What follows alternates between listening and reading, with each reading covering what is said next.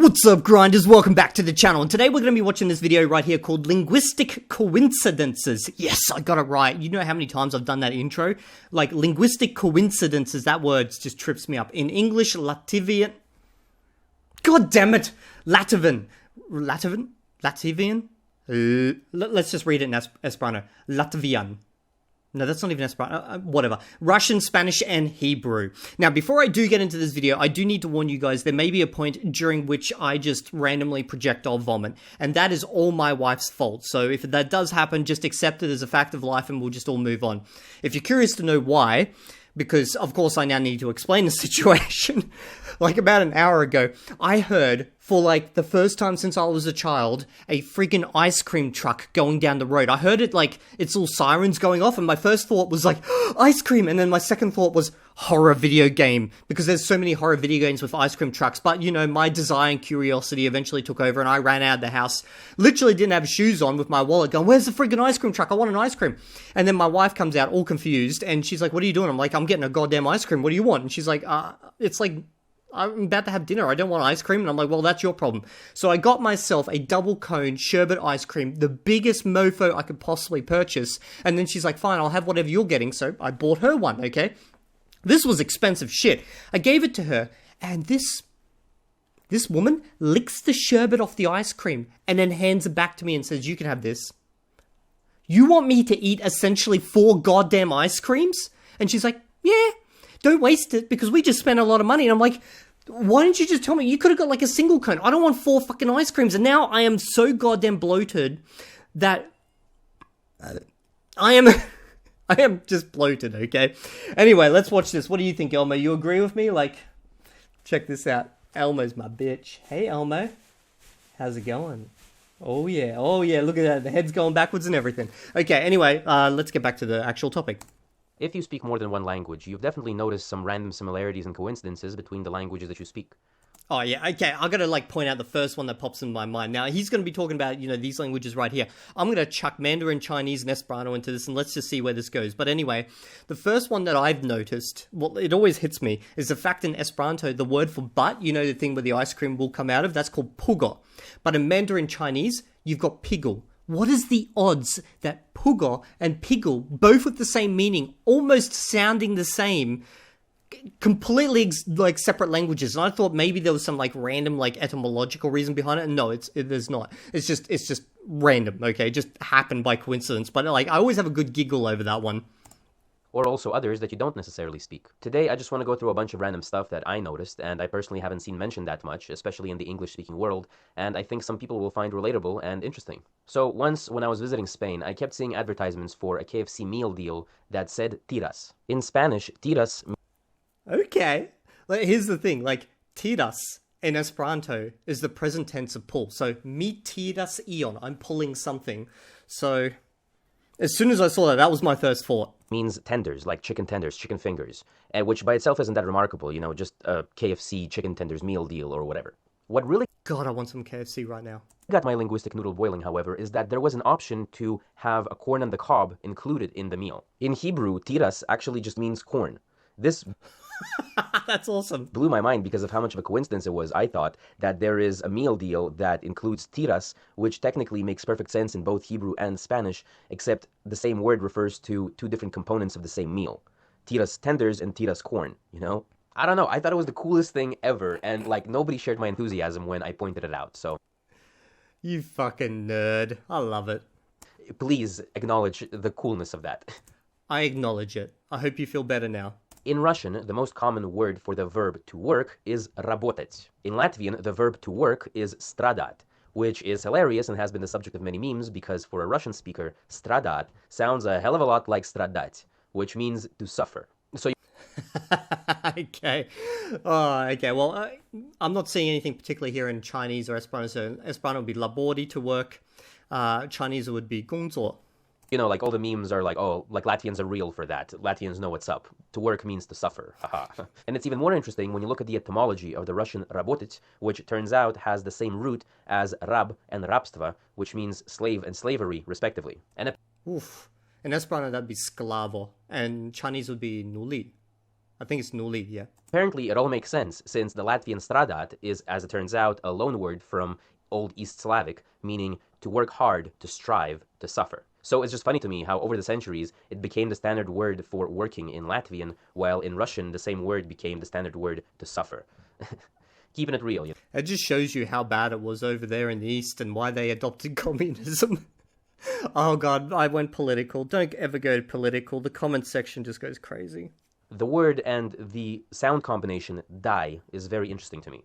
In English, die means like to die. It also means a single die, like dice, and it also means dye like hair dye, like color. In Russian, dye, pronounced exactly the same, is the imperative of the verb to give. So it's like me asking you to give me something. Дай мне, дай сюда, дай. Well, Mandarin Chinese dai, especially how he's saying, he's literally saying it in the fourth tone there.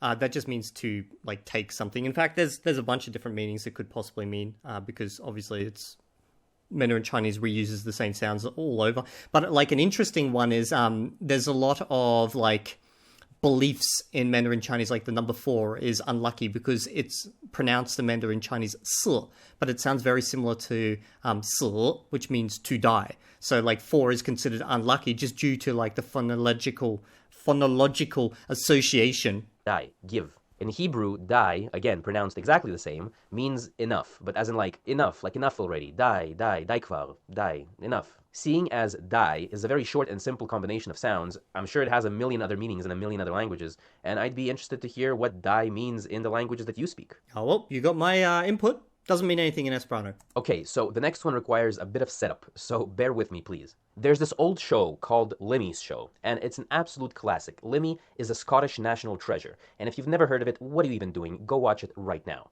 One of my favorite characters is Dee Dee, who is this...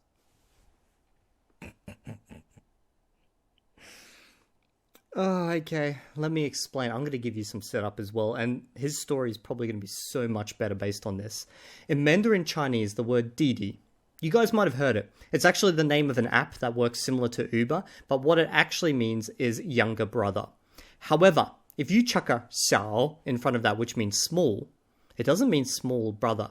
It's slang for this guy right down here. He's my little bro. We just hang out every day. Sometimes we stroke. Sometimes we cuddle, sometimes we get into like violent fist fights, but basically you get the idea, okay? So Didi has a very specific meaning, and then if you add a Sao in front of it, a small Didi, it gets even more specific. This lonely and depressed junkie, but with a certain childlike wonder to him. One of the most famous scenes on the show, and probably my favorite, is the scene about Yoker. So let me just very briefly explain the scene to you, okay? Basically, Didi's walking down the street on the way to get his gyro when he sees a couple of buses and there's people going from one bus to the other like that because there's been a breakdown. Wait, is this his actual, like, real accent? If not, my god, this man, he's pulling it the fuck off. This is fucking amazing, man. And on the front of one of the buses, it says Yoker. And Yoker is like one of these places that you've never been to. You don't have any reason to go there, but you sometimes see it as the last stop on the front of the buses, and Didi thinks to himself, Didi, now's your chance. You gotta get on the bus. You gotta go to Yoker. It's a once-in-a-lifetime opportunity. Go for it. So I just went like that. Fuck it. And I joins the queue. Seconds a day, the driver starts checking people's tickets. I was like, oh, here, forget it. But I just got pure caught up in the slipstream, belting it towards the moment of truth at 100 mile an hour. Heart pounding, pulse racing. What it is on you go, mate. Cheers. Yeah, this so reminds me of like those times where I'll be sitting on a train and I'll fall asleep and then I'll wake up. Next thing I know, I'm like an hour outside of Sydney and I'm like, well, fuck it, man. I guess I'm going to go exploring the mountains. I did it. Yoker, by the way, is just some random neighborhood in Glasgow, and it makes it so much funnier. I think the scene is so relatable because if you ever lived long enough in a decently sized city and you use public transportation often enough, you'll also have some random neighborhood or district that you only know from seeing it written on the front of the bus because it's the last stop.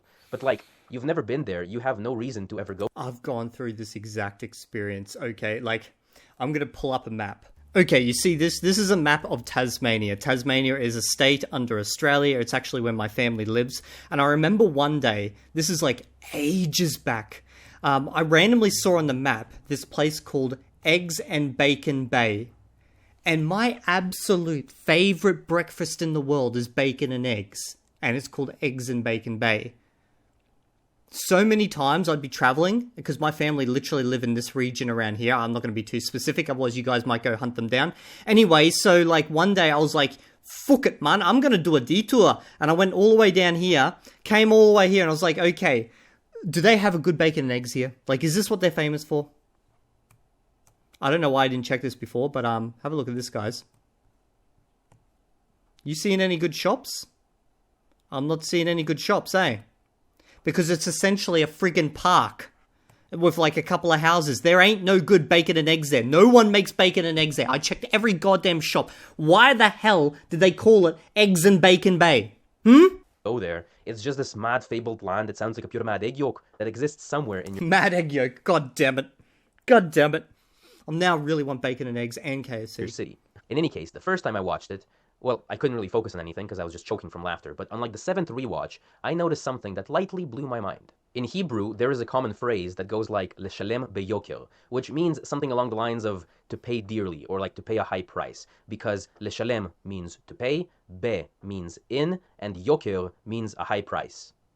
Kind of, sort of. Yoker comes from the word yakar, which is an adjective meaning expensive. Yoker is a noun, and it basically just means something of a high price. But in the phrase "leshalem beyoker," it has the connotation of you're gonna pay dearly, and you're gonna regret it. That's like the general gist of the phrase "leshalem beyoker." But imagine if you were a Hebrew speaker in Scotland, in Glasgow, and you were physically in the place called Yoker, and you wanted to pay for something, then you would also say in Hebrew "leshalem beyoker," pay in Yoker, which is a funny coincidence, I think. And if you actually watch the scene, it adds so many more layers to it, because the entire time Didi is on the bus, and in Yoker itself, he's like...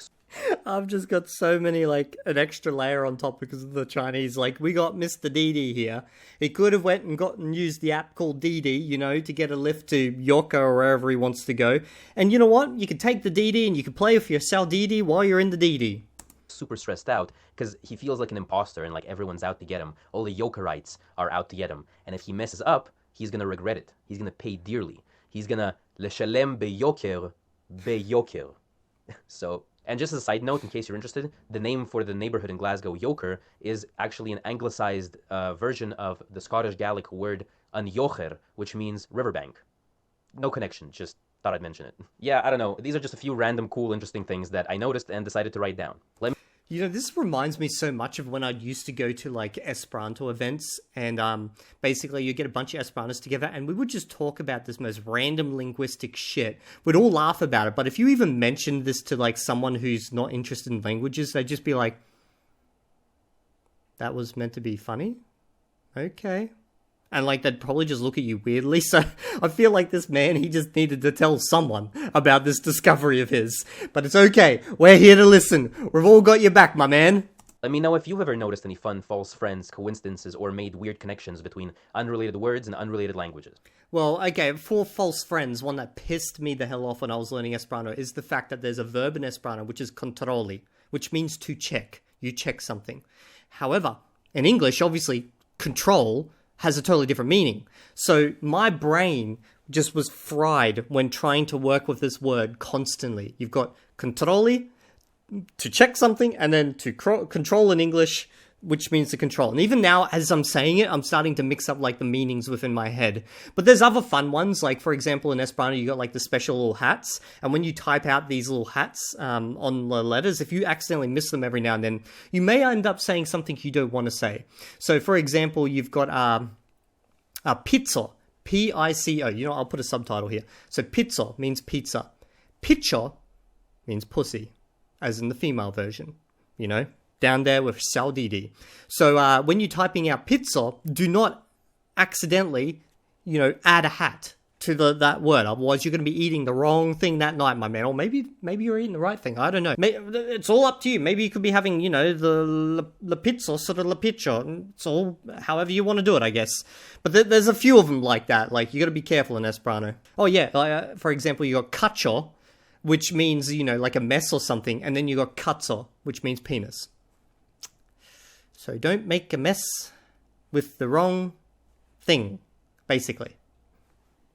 Anyway, that's my random thoughts. I'd love to hear your guys' thoughts and random discoveries you've made. And go check out this guy's channel. Oh, God, why am I giving him a shout out? He's got 32k subs. He doesn't need my help. Jesus Christ. He should be, like, shouting me out. Yeah, why don't you, like, preemptively shout me out, my man? Anyway, I'll see you all in the next video. And if you're not there, then Elmo's going to get it. And it's your fault.